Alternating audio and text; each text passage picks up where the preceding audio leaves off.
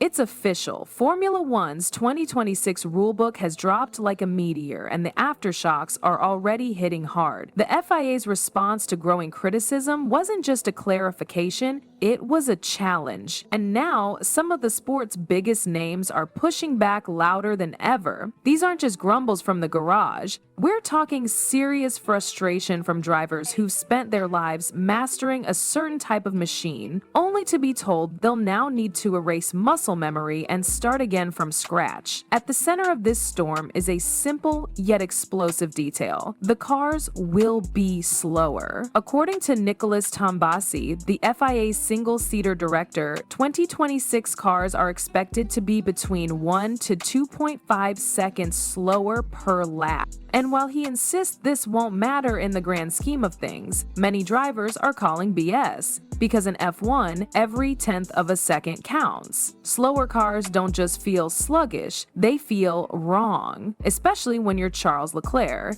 Raised on high-speed precision since the age of 4, he's admitted that adapting to these new cars feels like wiping away a lifetime of learning. It's very, very different, he said. We'll have to forget everything we know and start from a blank page. And he's not alone. Lando Norris has voiced concerns about the artificiality creeping into the sport. Lance Stroll, never known for shaking the table, went so far as to say that the new rules feel overly engineered. He's worried F1 is becoming less about raw racing and more about remote-controlled optimization. In his view, it's not just the cars changing, it's the soul of the sport. And when even someone like Stroll, typically reserved, starts sounding the alarm, it's worth paying attention. Then there's Fernando Alonso, a man who's seen every version of F1 since the early 2000s. He isn't jumping to conclusions yet, but he's not sugarcoating things either. After testing the 2026 spec in the simulator, his main takeaway? We're going to be sliding around more than That's not excitement, that's a warning. Tracks like Spa and Suzuka, which currently demand maximum bravery and precision, could lose their magic if these cars handle more like overgrown carts than finely tuned beasts.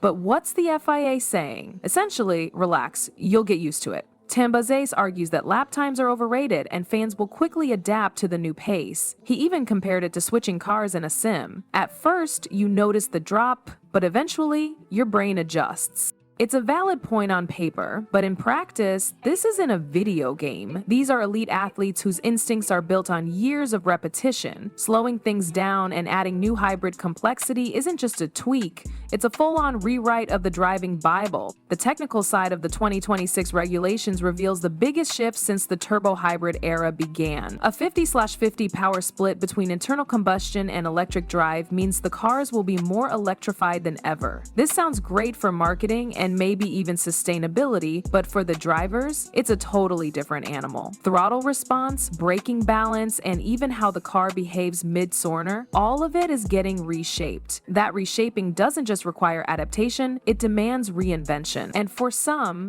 that's not a welcome change. This raises a deeper question. Who is Formula One really for now? The engineers? The environmentalists? The showrunners? Because if the drivers, the very people risking their lives to entertain us, are warning about what's coming, maybe it's time we actually listen. Lewis Hamilton isn't panicking. In fact, he might be the only veteran driver who sounds kind of excited. While most of the grid is airing concerns or throwing shade, Hamilton's response has been surprisingly calm. He sees the 2026 regulations as a fresh puzzle to solve. What I love about this sport is the innovation, he said. Every change forces us to evolve, and that's what keeps it exciting. Maybe that's the experience talking. After all, the 7-time champ has been through every kind of technical upheaval F1 has thrown his way. Still, even he admits that the learning curve ahead will be brutal. And it's not just about mastering a new car, it's about rebuilding the way a driver thinks. These upcoming cars will generate torque levels F1 has never seen, especially with the new hybrid split. More power out of corners, less downforce through turns, and entirely new weight dynamics. Felipe Drugovich, Aston Martin's reserve driver, summed it up best. It feels like sitting on a rocket. That might sound thrilling, but at 300+ K/H, thrilling quickly turns into terrifying if the car doesn't behave the way you're used to. The FIA is clearly chasing a vision, a more sustainable, tech-forward Formula One. They're banking on hybrid innovation, synthetic fuels, and electrical efficiency. And to be fair, those are noble goals. But it's the execution that's raising eyebrows. You can't just overhaul the car and expect everyone to be on board instantly. The sport's DNA is built around performance. Raw, unfiltered speed and control, that's what fans show up for. That's what drivers dedicate their lives to. Slowing that down, even slightly, feels like messing with the formula. Then there's the whole conversation about safety. One of the FIA's quiet justifications for the reduced speed is a potential improvement in driver safety. Slower cars, less go-force, lower cornering risks. On paper, it makes sense. But real-world safety isn't just about numbers, it's also about control. High downforce gives drivers confidence. When you take that away and throw in more power with reduced grip, you're not necessarily making things safer, you're just changing the way danger shows up on track. Tubazis doesn't seem worried though. He believes that the performance drop is temporary. In his words, the early estimates suggest a 2-second deficit, but teams will eventually claw that back with development.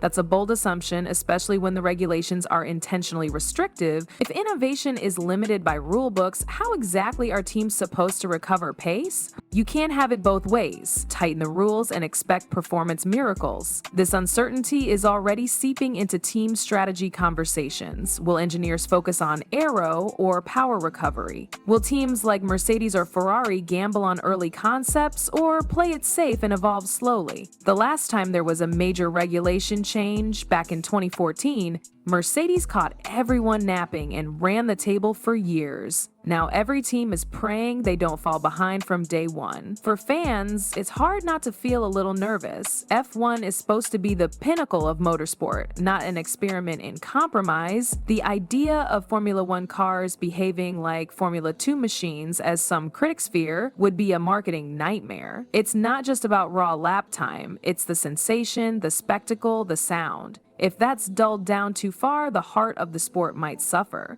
And yet, this is the road the FIA has chosen. Innovation or mistake, evolution or regression, that's the debate unfolding now. The only certainty is that the grid won't be the same again. Charles Leclerc's comments hit deeper than just driving concerns. When he says it feels like starting from a blank page, it's not just about new buttons on the steering wheel or tweaking corner entry. It's about identity. For a driver who's grown up syncing his instincts with a certain type of machine, unlearning that is almost offensive. And when someone like Leclerc, who usually keeps it diplomatic, expresses discomfort, you know it's serious. Lance Stroll, on the other hand, went straight to the core of the issue: philosophy. He didn't sugarcoat it. He believes Formula One is being over-engineered into submission. According to him, the sport is being turned into a tech contest rather than a driver's battlefield. His frustration isn't about adjusting to new tools, it's about losing the freedom to feel the car. For Stroll, racing is supposed to be raw, reactive, and personal. If everything becomes controlled by engineers from the pit wall, what's the point of the man behind the wheel? Even his teammate Fernando Alonso lent support to that line of thinking. With over 2 decades of racing experience and 2 titles to his name,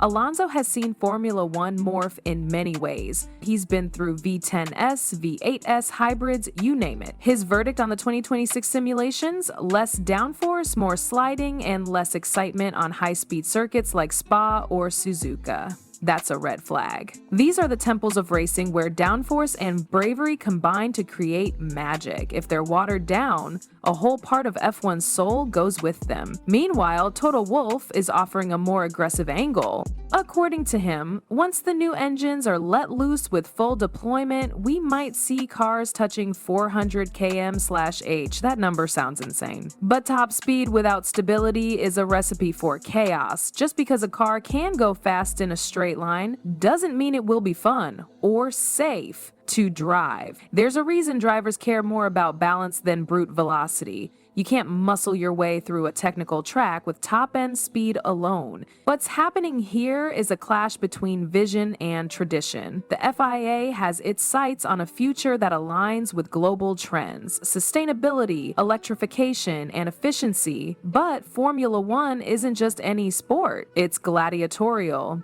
It's theatrical. People don't watch it for green initiatives, they watch it to see humans dancing with danger at 300 km/h.